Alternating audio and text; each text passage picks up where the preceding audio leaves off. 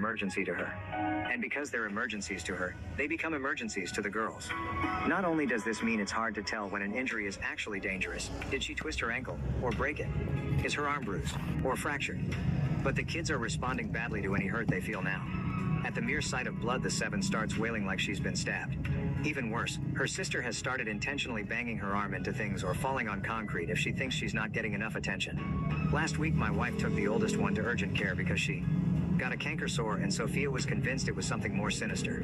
While she was gone, I had the younger one, who was upset that Sophia had spent so long on her sister and had now taken her to the doctor to get special attention.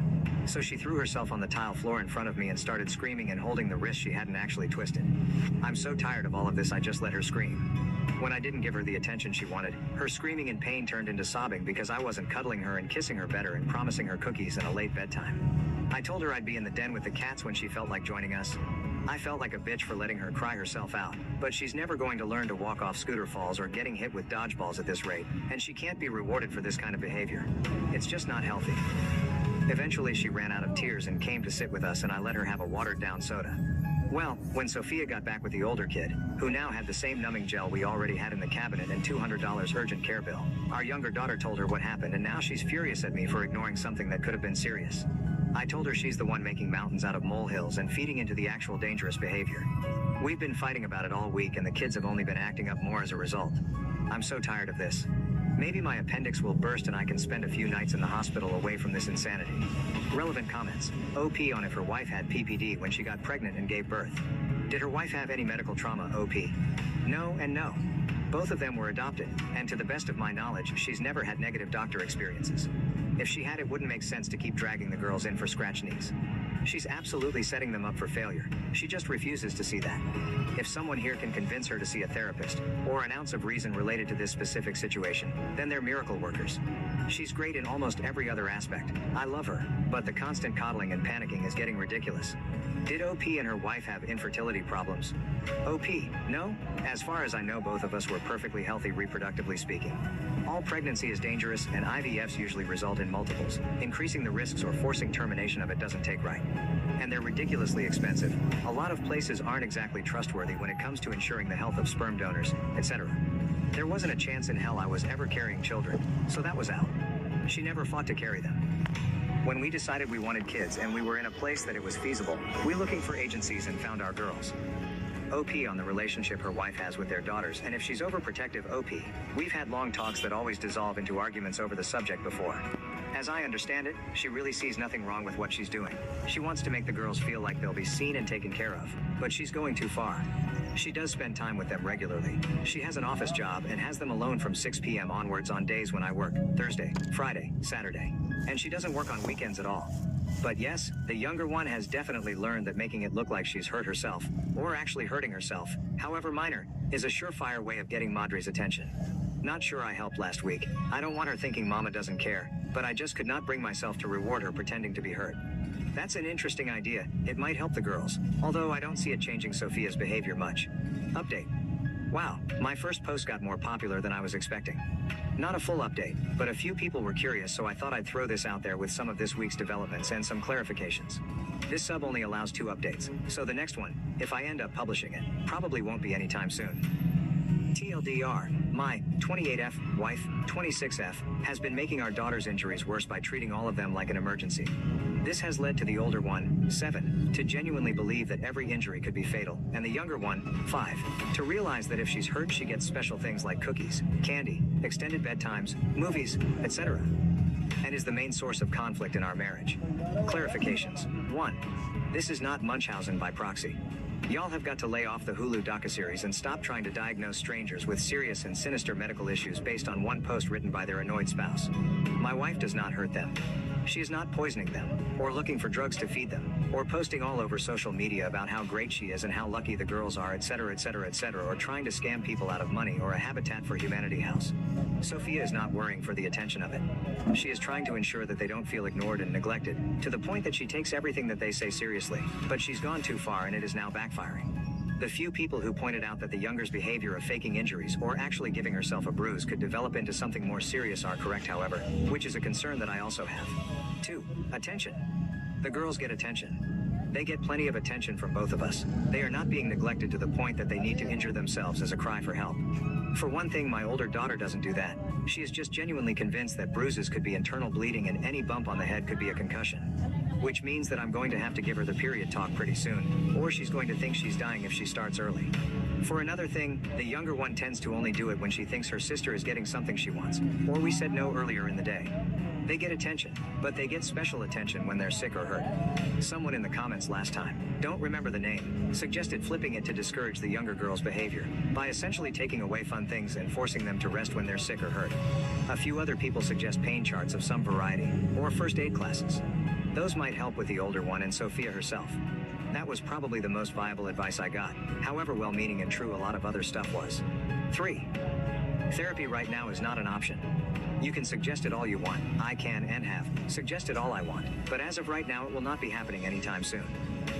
We had a bad experience with a highly regarded adoption specialist therapist a few years ago that resulted in our older daughter having more issues with her adoption than she did when we started, issues that we've had to figure out how to manage on our own because the 2 therapists we tried after that only compounded and exacerbated those new issues. My daughter would have been better off if she'd never been to therapy in the first place. As a result, my wife has lost almost all of her faith in mental health professionals. Quite frankly, I lost the majority of mine as well, and while I've made mention of it to Sophia, my bigger focus is on getting her to just change this one behavior. 4. Was my wife traumatized as a child by being medically neglected? To the best of my knowledge, no. She doesn't have any long-term health issues, and she was never very involved in any physical and potentially dangerous sports when we were in school. Her family hasn't suffered from very many illnesses or accidents, even during COVID. So while I've driven myself to an emergency dentist before and broken my wrist without even knowing it, the only time she's ever been in a hospital was to pick her dad up from a colonoscopy. At least before she started taking our daughters in for benign bumps, bruises, and cuts. 5. No, my wife does not have anything postpartum. The actual update. After a couple of other comments brought up how my girls behave away from us, I decided to ask. My wife works a normal 9-5, while I work 3/12s from 6 p.m. to a.m. on Thursday, Friday, and Saturday. During the winter they have school and daycare respectively. This winter the younger one will be in kindergarten though, and during the summer they both go to daycare from about 8 a.m. to 4 p.m. on my work days, and just in the mornings on other days as needed. I do drop-offs and pickups. When I picked them up on Monday, I decided to ask one of the caretakers how the girls had been behaving. She told me they were fine. They bickered sometimes, but there was nothing unusual going on. I asked what happens when they get hurt or feel sick during the day, how they handle it, etc. I didn't tell them about my wife. I didn't want to be telling tales out of or at school. I think she might have thought I was looking for help, which I was technically, because she told me that as soon as a kid falls down, or takes a ball to the face or anything else, they start the whole interaction by telling them you're okay, and assessing the damage calmly as they approach. Even if the kid is bleeding, they don't react. They say something like, "Wow, that looked kind of scary. I bet it surprised you. Let's see your arm/leg/whatever." She basically wrote me a script. I asked her how my girls reacted to it, and she told me that the older one was a little more sensitive than her peers. She cried easily, and they had to be extra firm with the "you're okays" with her. The younger one she saw a little less. She's in a different age bracket. She only just turned 5, so she's still technically in the pre-K group. But she'd never heard anything about her. I asked what exactly they do if a kid is bleeding or bruised. For bruises, they can sit with a little ice pack for 15 minutes before they need to come back to the ground, unless it's actually serious. And for cuts, they get it washed and a band-aid. So nothing exciting as far as I could tell. The fact that we haven't been called into the school to pick up our totally terribly injured 5-year-old before tells me that she knows she won't get Madre's special treatment at the school. And since I will be the one picking her up if they think she's too sick or something, there's really no point in kicking up too much of a fuss unless she just wants to hold something cold for a few minutes. Neither of the girls have been hurt or sick this week. We stopped arguing, because I frankly do not have the energy to do so constantly. I'll look into the pain chart and first aid classes and bring up boring damage mitigation soon, once we've both had time to calm down. Additional information from OP, I'm going to put this here, since apparently it needs to be said. I am aware that saying it's okay, or you're okay the way the daycare workers do is a good idea. This is what I have been trying to implement for a long time.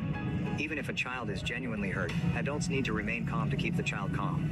If an adult is upset, then the already upset kid will become more upset, and if that kid isn't upset, then they will be when they see their parents freaking out. I am not looking for excitement. I genuinely have no idea how you read my post and got that impression.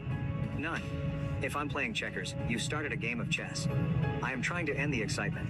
When I said nothing exciting in my post, it was not because I don't want to implement something boring, it's because I do.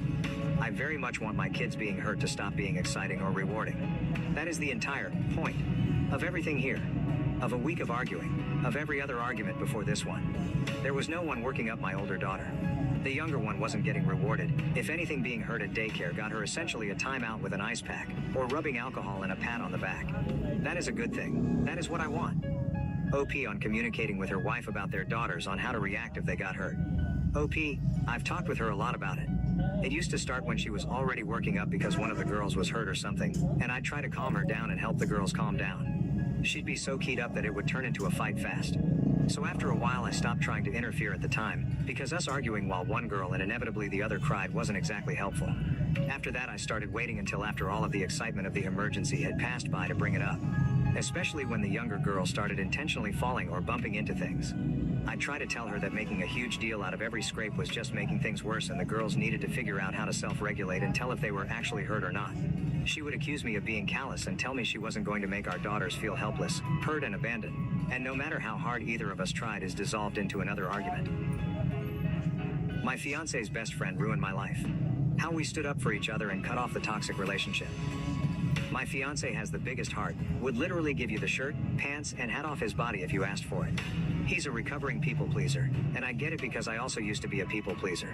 We've been together for 5+ years. A few months ago, I started picking up on his best friend making some not so nice comments towards me. I'm trying to be vague, but let's just say this friend is the type to read who in the room would be most affected by being picked on, and then he picks and picks and picks on them until they can't take it anymore. Nobody ever really holds him accountable for this, and unfortunately I have somehow become his favorite target. I tried to put up with these comments, but it started getting really elaborate. The friend would make up lies about me saying things I never said. He once called me in front of all our friends, my fiance included, just to yell "you're a bad friend" into the phone and then hang up. There's so much to it that I can't share because I'm trying to be somewhat anonymous. It started having an effect on me and my mental health, and I ended up having a full breakdown where I told my fiance how much this was all starting to hurt me. The first time I broke down over this, he said he would talk to his friend about teasing/messing with me less. He then told me his friend was sorry and that he'd be keeping an ear out for any other comments and he'd jump to my defense if it happened again. A few weeks later I had a second breakdown over all this. The situation itself is hitting a very specific childhood trauma trigger for me, and he admitted that his friend didn't actually apologize. He actually said he was sorry I was too sensitive to understand his humor.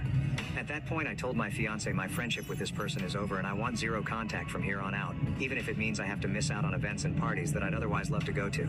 He agreed with me that all of this is being done with the intention to get a rise out of me, and that even if we tried to get through to this friend he's so diabolical that we could never fully trust him to not treat me at least a little bit shitty. My fiance kept asking if this meant he had to quit the project they're working on. I told him I would never tell him he had to because I know how much it means to him. But in all honesty, the fact that this person is treating me so poorly that I'm having physical stress reactions isn't enough for him to want to cut this person off does hurt a lot. The fact that it isn't a deal breaker for him is probably always going to sting a little. He's not confrontational at all, and I always knew that. But it's not about confrontation. It's about standing in my corner.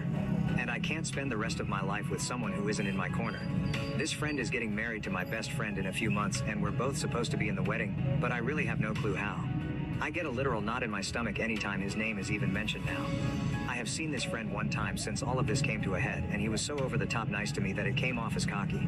I had the second breakdown a few days afterwards because I realized I'm possibly going to spend the rest of my life on edge and on guard anytime this person is even somewhat in my vicinity, even if they aren't actively fucking with me.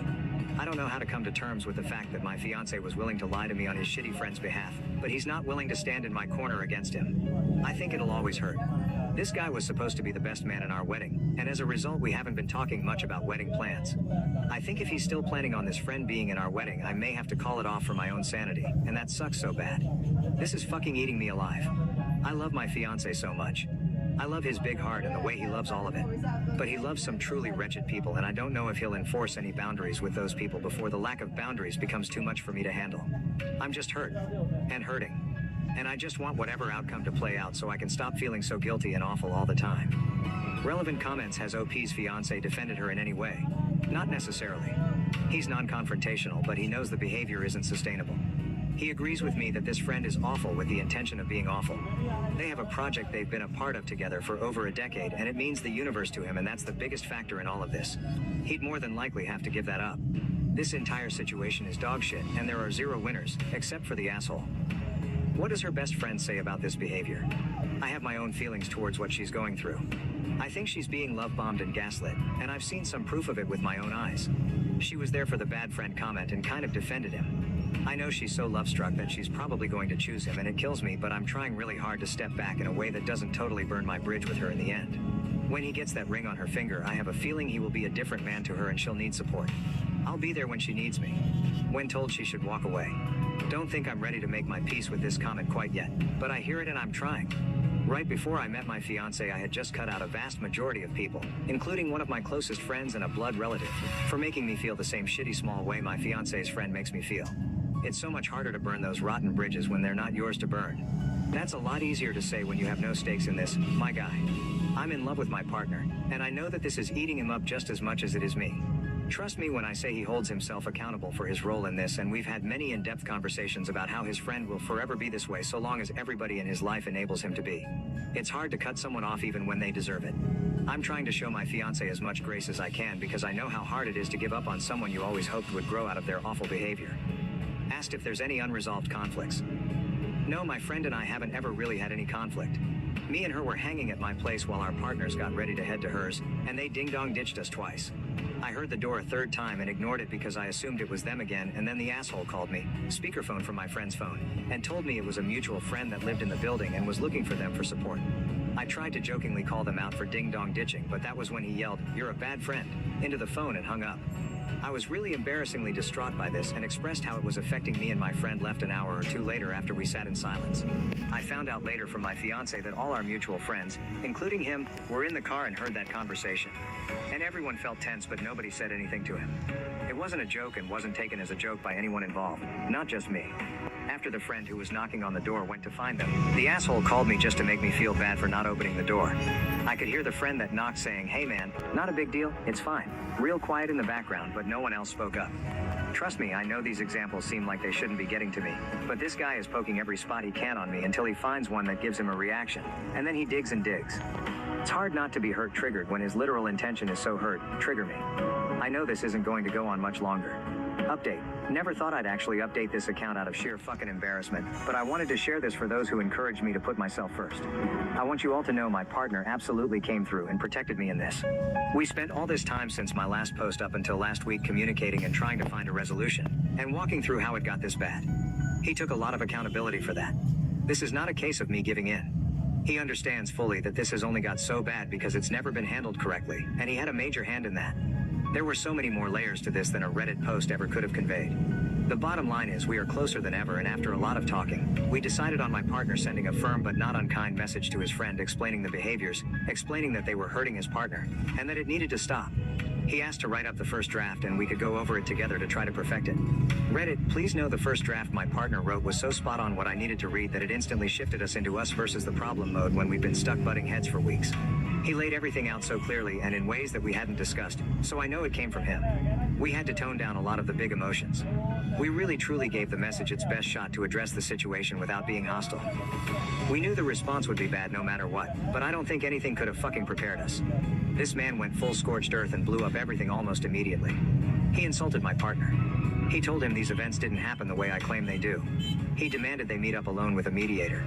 He even threatened to reach out to my partner's parents to fill them in, which is probably the moment we stopped taking his responses seriously. All of us are almost in our 30s. If once wasn't enough, he threatened it twice.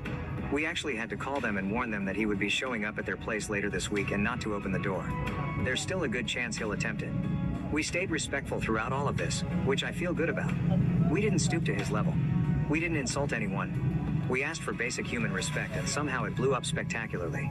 In the end, we both received a massive wall of text from my now ex-best friend, fully backing up her man and telling her side of the story, which is so insanely far off from what actually happened that all I can do is laugh. We've been shifting from crying to being dumbstruck to just straight up laughing because of the absurdity.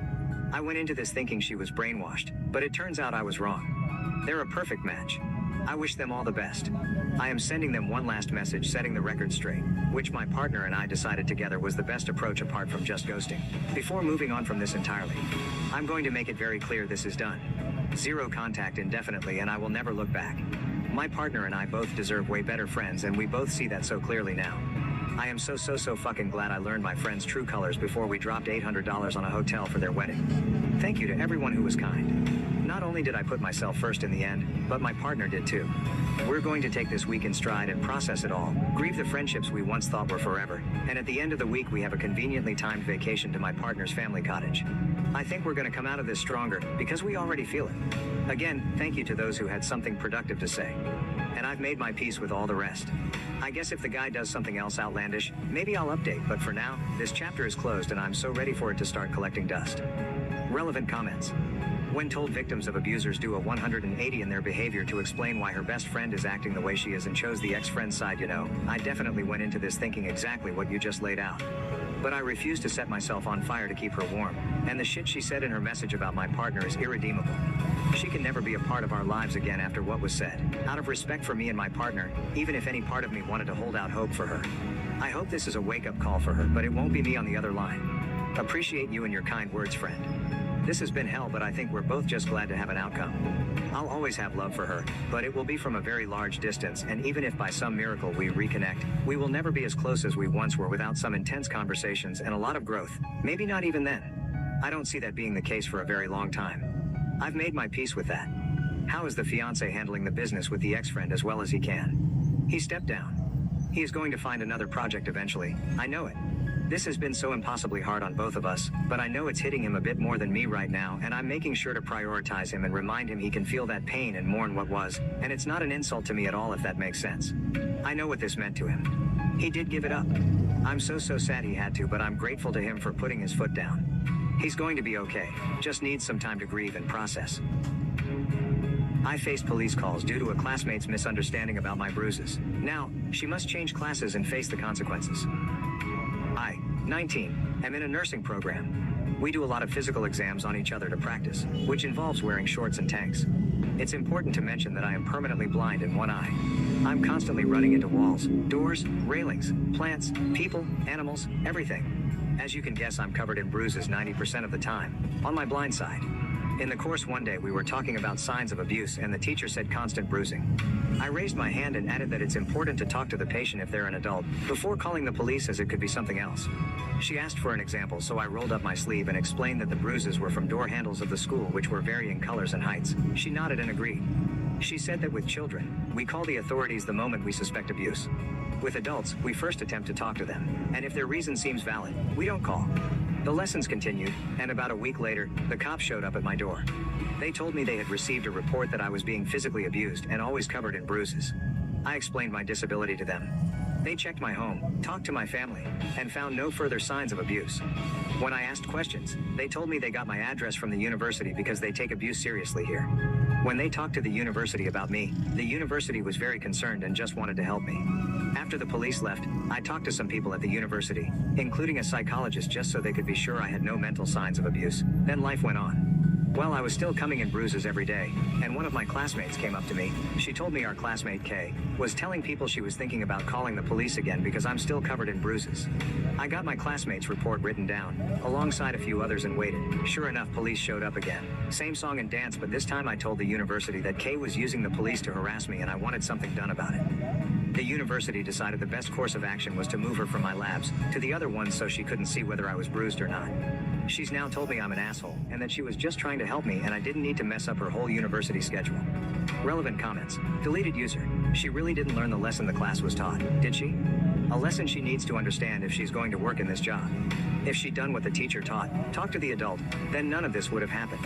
She brought this on herself.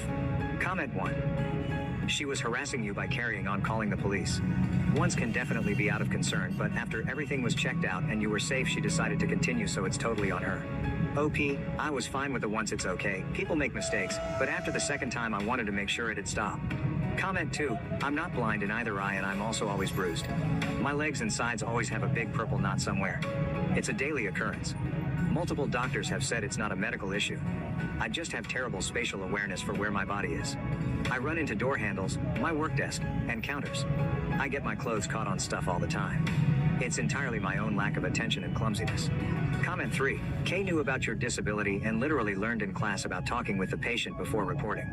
Additionally, Kay could be a serious danger to her patients if she did this with a DV case. The abuser may escalate when confronted by police, which can create a dangerous and potentially deadly situation. Comment 4. Kay found out the consequences of 1. Not believing you, and 2. Not minding her own business.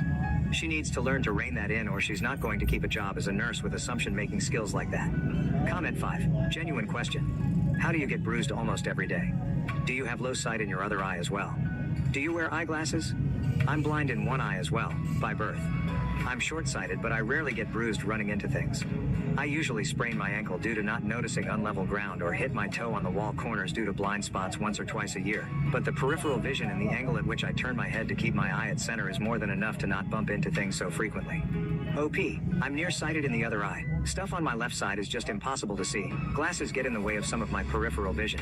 Keeping my head turned too long causes stiffness in my neck, and I have to be able to turn my head fast and quick. As I said, well, I get bruised a lot. It doesn't interfere with my job. It's something I've grown up with. And I bruise easily. I don't bump into anything at home, but in the outside world I do. Comment 6. I ask this as a nurse, and I mean no disrespect, but are you sure that nursing is the best field for you given that impairment? OP. Yes, I love helping people, and I'm fully capable of the job. I'm the only one who ever gets injured in my daily life, LOL.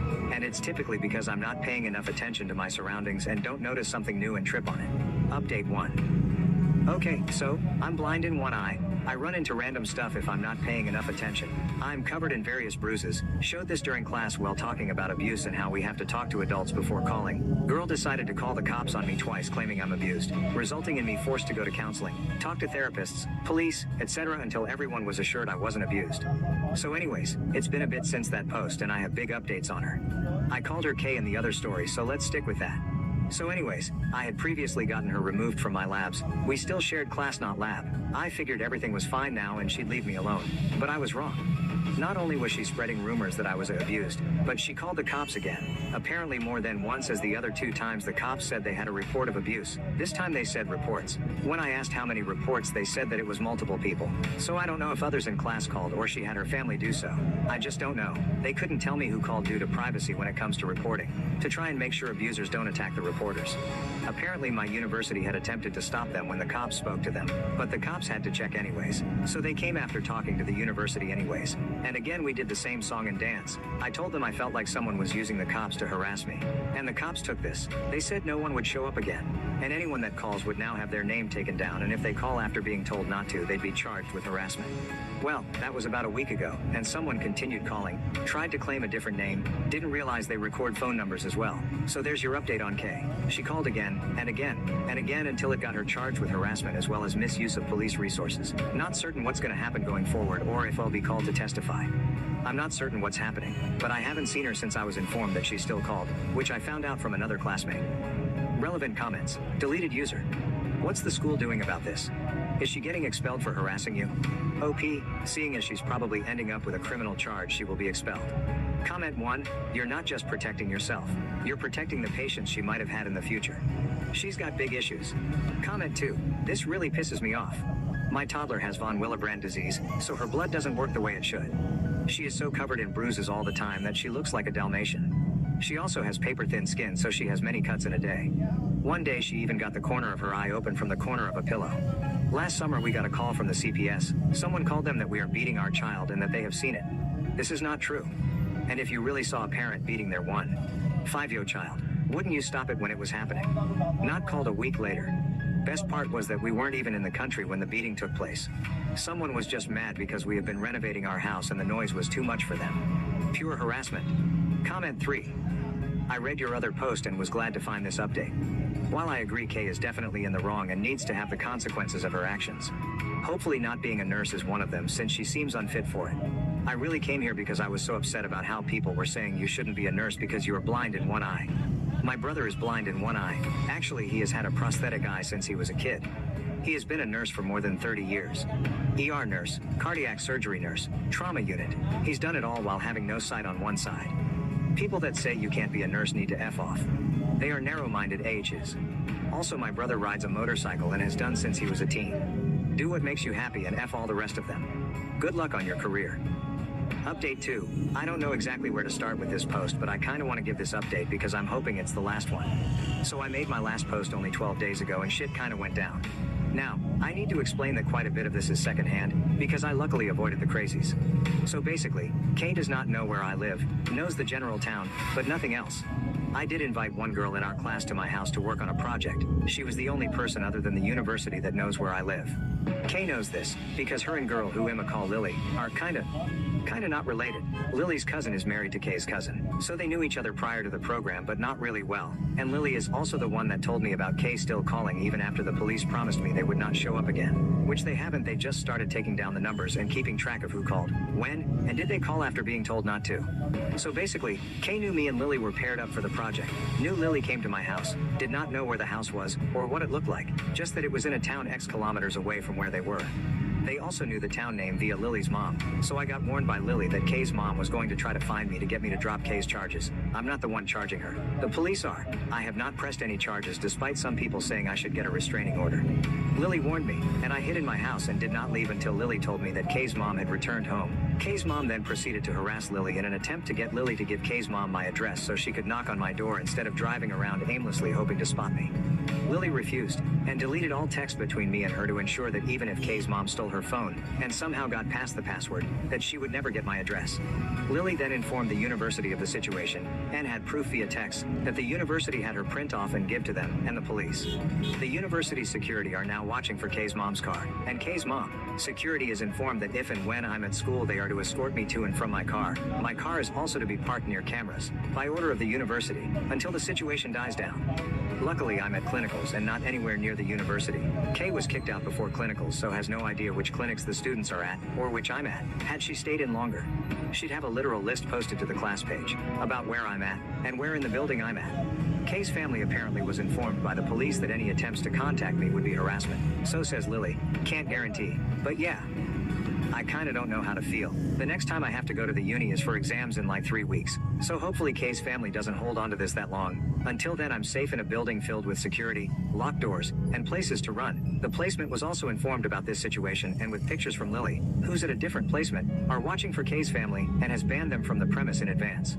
So yeah, if this goes no further I won't update anymore, but if it gets worse I guess I'll update after my exams and the Hisai. Wish me luck because I'm gonna try to not stress too much about the K situation and focus on my finals and Hisai, instead of that, but don't know how that go. Hope y'all are enjoying my mild suffering and it entertains you, even if only a bit, so that some good can come from this situation I can't believe I'm in right now. So, yeah, thanks again for the words of encouragement and kindness some of you showed me during this insanity. Wish Lily some luck as she's being bombarded by her family to give Kay's mom my address, phone number, etc., and doing her best to hold out on this while making sure her phone is never out of her sight on the off chance she leaves it open. Anyways, hopefully this is goodbye. If not, well, I'll see y'all in 3 weeks for another update. Relevant comments. Comment 1, I don't understand why there is so much drama from Kay and her family. Like what the heck is happening that they feel the need to harass you? Have you presented a restraining order? OP, hi, I still don't feel a restraining order necessary as they really only keep people willing to listen away. And that's not really the case here. I plan to just avoid it. The police and courts handle it and forget it ever happened. Comment 2, this is going too far. What's wrong with that woman? And has her whole family gone insane? Not only are they harassing you but they're putting your family in danger. She's basically accusing them of abuse. It could damage their reputation but also put their job on the line depending on their fields. It's good that they are providing you with security but it's still not enough. Lily won't possibly be able to warn you every time that woman goes out of her house. In case she eventually finds your house and comes to threaten you, you should probably get cameras for your door to record everything. When you say she was kicked out, do you mean the school? Because I really hope your university realized how unhinged Kay's behavior has been and how unfit she is to start a career in this field. Not only does she lack common sense but she's also acting in a deranged manner. Targeting someone like that is not acceptable, especially not under the fake pretense of trying to help. Had you really been a victim of abuse, you would have probably been even more traumatized by this situation. OP, hi, so yes my house has cameras already, and Kay has been removed from school due to pending charges and should they fully go through she will never come back. Her access to everything has been suspended and she's basically already expelled. They are just awaiting charges to go through before they actually push the expulsion through. DNA confirmed I have an 18-year-old daughter living in the US. I don't know where to start, how to tell my family, or how to meet her. And yeah, I feel just as you would imagine, but it gets almost hang up on her. She tells me more about her mother and I just sit there like an idiot. She'd found my name and number in her mother's diary, and now as she turned 18 she wanted to contact me. She lives with her relatives now since her mother is unable to take care of herself for some reason. I still don't know the details there. She asked me if I'd be willing to do an ancestry DNA test and even offered to pay for it. She ends by saying I should think about it and ask if she can call me again. I just say sure, and we hang up. I swear I was about to faint right there and then. The whole conversation lasted only like 5 minutes. I end up taking the test and we talk a few more times. The test took forever, but yesterday she sent me a screenshot of her profile matching 50% of mine. I mean, that's just it, right? We haven't spoken since, just messaged some. I lied and told her I've been busy and we'll talk later, which now makes me feel like an ass. Up until this point I've kept it together, holding on to the thought that I'm probably not the dad, but now I can't deny it. It's probably been half my life since I last cried. I haven't told anyone this. I was kinda hoping the DNA test would come back negative and then I wouldn't have to. How to even break this to my family? I just know they'll all want her number so they can call her and then they would start flying over to see her or bringing her here. They're really pushy like that. My mom is going to freak out. I don't see my family more than a few times a year, but we'll all get together during Easter. Should I do it then with all of them at once or one at a time? I have a picture of Jane, but not much more info than what I've written here. I'm the youngest sibling and now I suddenly have the oldest of the cousins in the next generation. And I never wanted kids at all. I just don't like them and hate being tied up. Even had a vasectomy since then. And that's the easy part. The real problem is what to say to Jane. Can some sane person give an example of what to say? I promised to call her tomorrow. Has anyone discovered they have an unknown child? If so, what did you do? How did it go? How did you connect? What happened when you met for the first time? What did your family say? I'm a bit embarrassed by this, but is there any risk of me having to pay child support retroactively? I can probably afford it, but I don't really want to. TLDR, got contacted by a young girl claiming to be my daughter, DNA later confirmed. Need help on how to proceed and what to say to her and my family. Edit.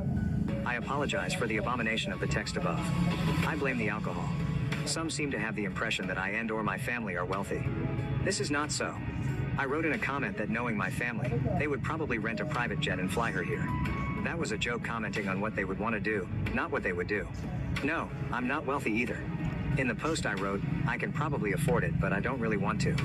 And I meant that I'd hate to suddenly have something like 10% of my savings left overnight, just guessing here, no idea what the actual sum would have been. I'm sure anyone here would consider that factor. Anyway, someone said the limit is 3 years back. I didn't know that. I can be an asshole sometimes, but I'm not some monster. The money question was a question, not the question. Yes, I have had my number for a long time. Never had a reason to change it. We had our first video call today, and it was a long conversation. I had a list of things to bring up, mostly from suggestions here, so I'm ever thankful for that. Most of it was quite personal for both of us, so I won't write it here. But it boils down to that we both want to continue to stay in touch and get to know each other. We also want to meet at some point, even if we don't know when yet. Her family knows of me and they will join a call in the future so I can speak to them as well. I will hold off on telling my family for a while, but I will probably tell them one at a time. Update. Hello all. A while back I made a post asking for advice. Back then I had just had it confirmed by DNA that I had a daughter I never knew about. I called her Jane in the other post, so I will be here too. Jane is the result of me hooking up with a woman while I was in the US working. It was really interesting to read about others' experiences in the comments and DMs. It's crazy what DNA tests have done in recent times. Some wrote that Jane is probably just a kid looking for her roots, and you were absolutely right. I've been getting a steady stream of DMs since my last post. Most have been nice, just asking for an update. Then there were the absolute nutcases who can't read and told me to drown myself. Hi to you too.